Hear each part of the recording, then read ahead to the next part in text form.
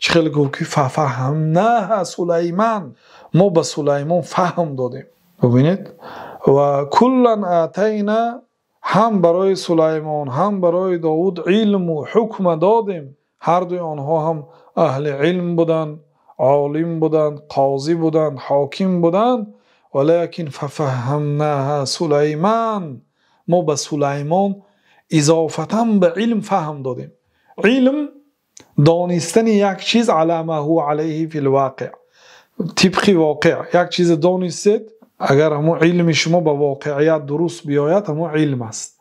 لیکن فهم دیگر چیز است. فهم اضافتا بر علم است که این کرامات اولیا هست.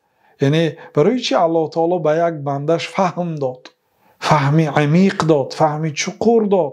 یک حدیث به دو طالب علم دهید، به دو عالم دهید، یک عالم از یک حدیث دو سه مسئله میبرارد، یک عالم ممکن از یک حدیث تا صدها، دو صدها، هزارها مسئله میبرارد. فهمش زیاد است.